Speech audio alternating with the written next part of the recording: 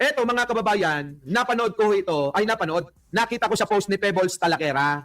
Meron pong ipinost na isang magandang babae. Oo ha? Oo. Eh, ingat-ingat po kayo ha. Pag maganda, naku, tingnan nyo muna. Baka mamaya, demonyo yung kalooban yan. Yan. Ito ha, let us start the show. Sabi nga nun, ako, umpisahan na daw natin ang show mga kababayan.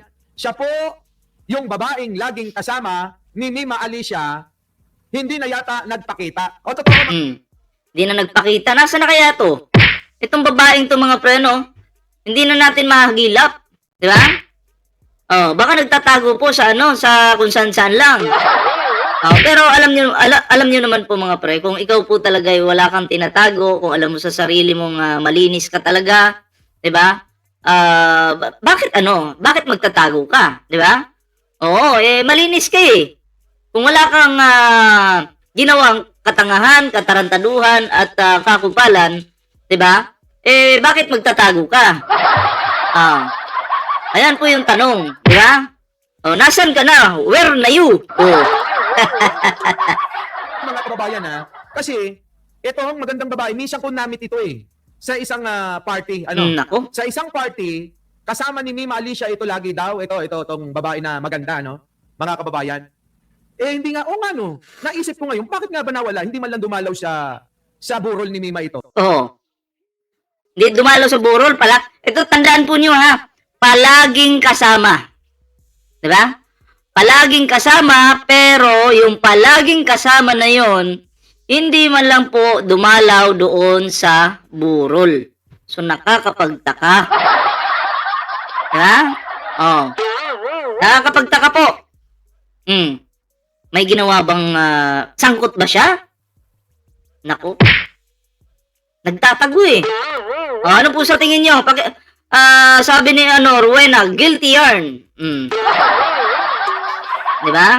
Nagtatago eh. Hindi na mahagilap. Diba? Ito, mga kababayan, lagi pong kasama ni Mima Alicia ito Oo. Kapag ka nagpapaalam, laging, kasi ako naman kasi, mga kababayan, wala akong pakialam kung saan ka pumunta basta umuwi ka ng oras Ito yung lagi niya nababanggit, nakasakasama niya lagi. Oo. Ito nagngangalang Sarah. Sarah na naman. Naku, Sarah na naman. Yun lang. Bakit pag Sarah yung pangalan, salbahe? No? Oh, sa tingin nyo, bakit po pag Sarah yung pangalan, salbahe? Salamat po sa patamsak dyan, Ma'am Maribik Prasos. Yung mga nag-like dyan, maraming salamat po. Oh. Pag sinabing Sarah, iba yung ugali. No? Naman mga kababayan, baka alam nyo, ito sabi nga ni Meme Pebbles, siya po yung babaeng laging kasama ni Mima Alicia, hindi na yata nagpakita. Baka alam nyo kung nasaan daw, sabi ni Pebbles Talaquera. She is from Florida Blanca, Pampanga. Siya yung sinasabing Sarah. Ay grabe mga kababayan, sino kaya ito? Ako naman kasi, akala ko tropa lang, tropa lang. Pero bakit ngayon, hinahanap ni Meme Pebbles? Tandaan nyo, si Pebbles Kunanan ay anak-anakan niya si Mima Alicia. Na mukhang lahat ng mga ginagawa ni Mima Alicia ay sinasabi kay Meme Pebbles. Syempre, no? Kung anak-anakan mo talaga, halimbawa, ikaw, may tiwala ka kay Pebbles, magsasabi ka talaga ng mga sikreto mo doon. So, si Pebbles po yung unang naka-amoy, no? Naamoy niya, yung baho ng babaeng ito, unti-unting nawawala. Sa pangamoy po ni Pebbles, di ba? So, ang tanong po, sa nakakakilala po sa babaeng ito, no? Baka makasalubong nyo, tanungin nyo, bakit hindi ka pumunta sa burol ni Mima? Ha? Pakitanong naman po. Kasi kung palaging kasama, ibig sabihin, tropa talaga, di ba? Pero ang tanong po, kahit kaluluwa na lang po, kahit anino, magpakita man lang sana sa burol. Doon pa lang, magdududa ka na may kakaiba po talaga to. Ha? Pebbles Talaquera mga kababayan, nako! I think lahat ng suspects iniba yung pangalan. Hindi kayo kasama ba ito sa 7 na nahuli? Sir General Nartati, sir. Kasama po ba ito itong nagngangalang Sarah na naman? Kasama po ba ito sa inyong mga hinuli? Na may 7 hinuli pero hindi pa po nami-mainstream media yan. Gulat kayo, no? Alam ng mga vloggers, no? Sabi, di umano, ha? Marites Mus ni ano, sabi, ay, Wait lang, may ads lang. dapat daw isama ito, sabi ni Meme Pebbles, na imbestigahan o dapat isama sa pagiging suspect. Kasi kung lagi niyang kasama, ang tanong, dapat nagpakita sa burol ito. Tama po, tama. 'Di ba? Kasi magdududa ka na eh. Oh. Yung kaibigan mo nasa burol. Ay, I mean, namatay. 'Di ba? Tapos ikaw wala. Oh. Eh, syempre, pag-iisipan ka ng masama ng mga kakilala po ni Mima Alicia. Lalo na ni Peebles, 'di ba? Oh, nasan ka? Oh, sangkot ka ba sa pagpatay kay Mima Alicia? May alam ka ba sa pagkamatay ni Mima Alicia? 'Di ba? Oh, kung kayo po yung tatanungin mga pre. Oh, may alam po ba ito? Press 1 po sa naniniwala na may alam to sa pagkamatay ni Mima Alicia. Or sangkot siya sa pagkamatay ni Mima Alicia. Press 1 nga po, press 2 po sa hindi naniniwala. 'Di ba? Kasi ako yung analyze ko dito. Feeling ko may alam siya eh. 'Di ba? Feeling ko lang po. Diba? Nakita ko na ito isang beses sa isang birthday party ng kaibigan na nandoon ako, nandoon si Sangkay, nandoon si Attorney DJ Jimenez, at marami pang iba. Nandoon din si Biyahe ni Koyo, at marami pang ibang mga kaibigan. Ha? Eh, nakita ko to, pinakilala ni Mima. So ayan, maraming naniniwala po na may alam talaga to. Kilala. Eh, alam nyo naman ang mata ko kahit maganda, kapag may iniibig na, lahat sa akin pangit na. Oo, ha? Oo. Eh, maganda naman. Oo, no. Uulitin ko, pinakilala nga ni Mima. O, nagpamura pa nga ito sa akin kung hindi ako nagkakamali. Nanonood daw lagi. O, Sarah. Hindi ko nga alam na Sarah ang pangalan nito eh. Hindi ko alam. Naku, munto. Si Mima nabola na. Tapos bubulahin ka pa, Boss Mike, ha? Buti, pangit na sa paningin mo. Kaya ingat-ingat po kayo sa mga magaganda dyan, no? Eh, demonyo. Magagandang tingnan, pero demonyo po yung ugali. Diba? Sarah, oo, nananawagan tayo. Kung nasaan ka man, baka makapagbigay ka ng linaw sa pagkasawi. Oh, hindi ka naman inaakusahan, pero pinagdududahan ka. So, para hindi ka pagdudahan, magbigay ka ng linaw sa mga tao, sa mga kaibigan ni Mima, di ba? At bakit nga ba nagtatago ka? At bakit nga ba hindi ka nagpakita sa lamay? Oh, pero nung nabubuhay pa yung tao, palagi mong kasama. Ngayong namatay na, wala ka nang pakialam, di ba? Oh, so anong tawag doon? Di ba? Anong tawag doon? Ngayon kung alam mo sa sarili mong wala kang kasalanan, explain mo. Bakit hindi ka kailangang pagbintangan? Bakit hindi ka kailangang pagdudahan? Diba? Kasi kami nagdududa talaga sa iyo. Hindi mo maalis sa amin 'yan. Diba? Bigla kang naglaho eh. Ni Mima Alicia. O kung wala ka namang kinalaman, abay pumunta ka sa PNP at ikaw ay magpaliwanag, Ha, di ba? Oo, Maring Gina. Oh, pinakilala. Sabi nga Boss Mike, Ermac, shoutout po ha. mura nga yung asawa ko. Ano daw to? Feeling ko, Feeling ko, ginamitan ng hypnotismo si Mima. Kasi ang daling nauto yung bata. Bata pa po kasi si Mima eh. Yung mga kasama niya, makakapal na yung bulbul. Sabi gano'n eh. Siyempre, alam nyo naman yung mga fans. Sabi niya, Boss Mike, nanonood ako sa iyo. Oo. Nanonood daw sa akin ito eh. O kaya kung nasaan ka man, tumulong ka sa investigasyon. O kung wala kang kinalaman, tumulong ka sa investigasyon, pumunta ka ng PNP sa CIDG. Oo. Tama. Di ba? Kaya, sabi ko nga mga kababayan ko, nung sinabi niya, Boss Mike, kaibigan ko, hindi ko naman iniintindi yung pangalan. Wala akong ganun eh. Kasi pagka may minamahal ka na, hindi na talaga ako tumitingin at hindi ako nagiging interesado sa iba. Ito yan mga kababayan. Ewan ko ba? Tignan nyo mga kababayan, wala namang nalilink sa akin na iba. Kaya nung sinabi niya, ay opo, kamusta po? Ganon, di ba? Tayo, ganon. Oo, opo. Boss Mike, pwede bang pamura yung asawa ko? O kaya sabi ko, putang ina nung asawa nito, pinababayaan mo rito, gabing-gabi na, ganon. Ewan ko ako, hindi ko na, basta parang ganon yung sinabi ko. Putang ina nung asawa nito, gabing-gabi na, pinapabayaan mo pa rito. Baka naman yun? Baka naman, may asawa ba yun? Baka nagpapanggap lang. Baka gusto lang kunin yung loob ng mga tropa din ni Mima, no? O kaya ganun. Feeling ko lang. Eh, nagpa-shoutout eh. Nagpamura eh. Di ba mga kababayan? Ano? Ha? O ngayon, ito mga kababayan. Ito na. Pasok yung mga basher natin. Ngayon, mga kababayan, ito. Ha? Tingnan nyo. Nasaan kaya ito? Ito ba eh... Sarap naman ang kape mo, BPM. Yes po, black coffee po ito. Ayan o. Mainit po kasi, medyo maulan-ulan. Mga kababayan eh. Ha? Alam mo yan, Janber, pag nakita mo ako. Ha? Ito ba yung mga kababayan may alam? Ayan. Nangyari.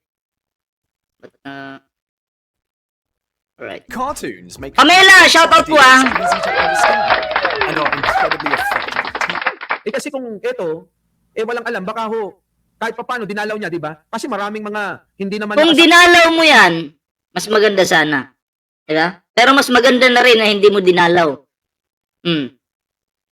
Bakit po? Napaisip tuloy kami, nasangkot ka. Or may alam ka. Diba? Kasi mahirap po kasing imbestigahan yung magaling magunwari na kahit may kinalaman siya, dadalaw, para hindi siya mapagbintangan. At least dito, mabilis lang. Diba? Nabuo agad natin yung duda natin. Kasi nakakaduda naman po talaga. Hindi mo mawala sa mga kaibigan ni Mima na magduda. Diba? Nasan ka? So, yun po yun. At least, no? Buti na lang, di ka pumunta. Kung pumunta ka sana, di ka namin na-content. Tama nang matagal si Mima Alicia, pero dumalaw sila. Pero eto, bago humapas lang si Mima Alicia, etong babae na ito, na nagngangalang Sarah, ang siyang laging kasama. Upo kayo magtitiwala sa pangalang Sarah, ha? Pwede niyong trupahin ang pangalang Sarah, pero wag na wag kayo magtitiwala. At rider rin kayo na yan. Tatanggalan kayo ng ulo niyan. Diba? O baka mamaya, yung Sarah na yan, mag-recruit pa ng killer yan. Tingnan nyo, si PBBM, kinaibigan ni Sarah. Anong ginawa? Tinraidor. Diba? Tatanggalan pa daw ng ulo si PBBM. Si Marcos Sr., huhukayin yung bangkay. No? Dadalhin daw sa West Philippine Sea, tatapon doon. Nangungontrata ng papatay. Diba? Baliw si Sarah, diba? Kaya pag may classmate ho kayong Sarah, magpa-transfer na po kayo ng school. Mahirap pong maging kaibigan yung bobo, walang utak, at baliw. Diba? Pangit po yun. Nakita ko lang, naalala ko lang, nung na-post ni Pebbles Talakera. Mga kababayan, sa mga kinaukulan.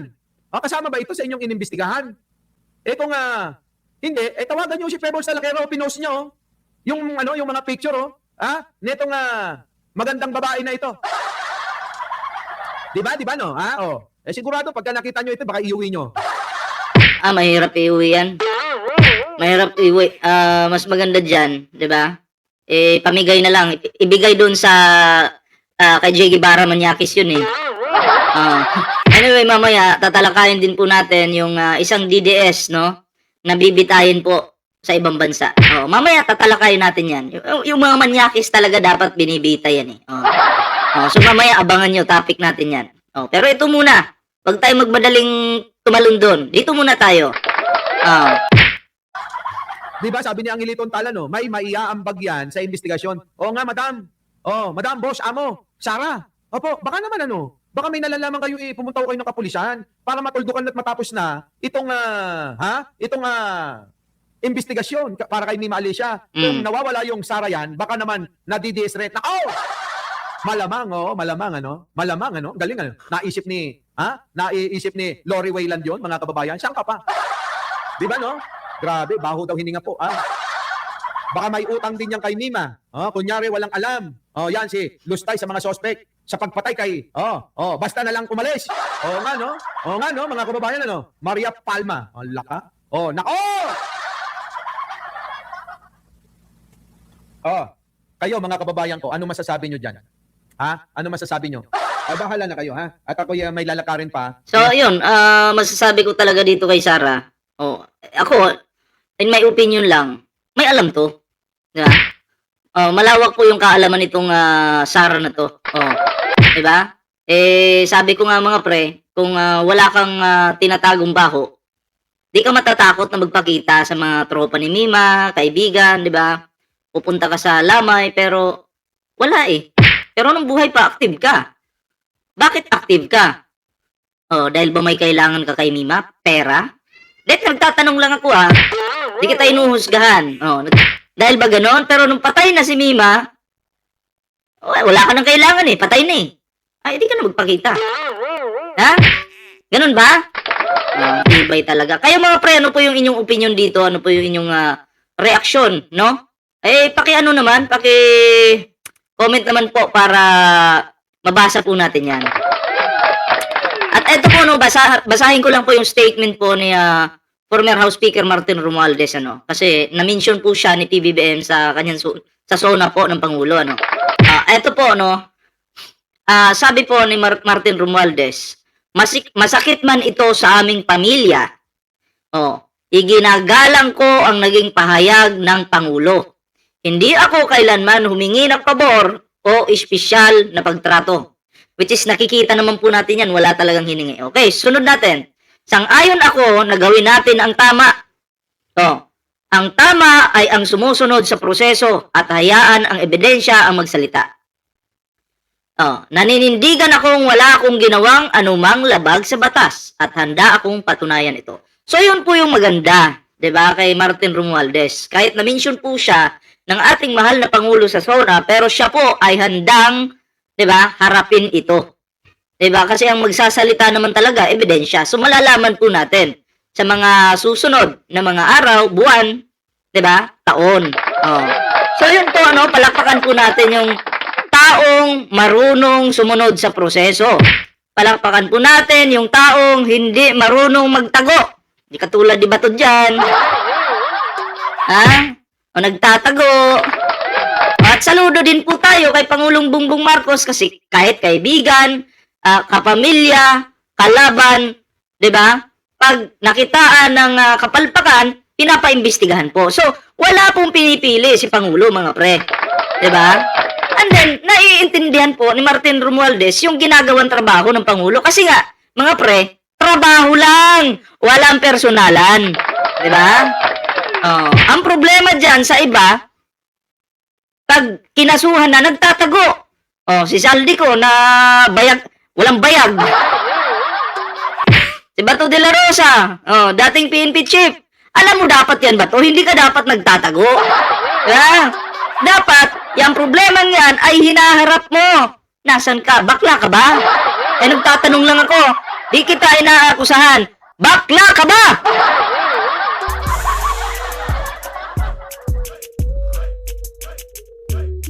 Diba?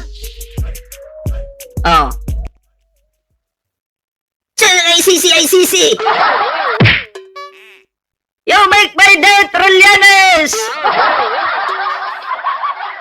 Sos, ICC. Gusto mo, sumama ka pa sa pag-aristo sa akin.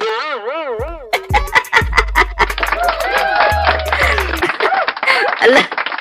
Ayun. Tumakbo sa hagdan. Naka. You make my day, Mr. Trillianes. I will pin you down. Michael Alwag, shoutout po. Ay, salamat po sa mga nag-like sa ating live ngayon maraming salamat po kalimbang nyo na po yan. Mag-subscribe na po kayo dyan. At syempre sa mga bagong subscribers natin, ako maraming salamat po sa inyong suporta. So yan, ano po yung inyong opinion nyo dito, reaction, and paki-comment po para mabasa naman po natin yan. Like, share, subscribe po mga pre. Ayan.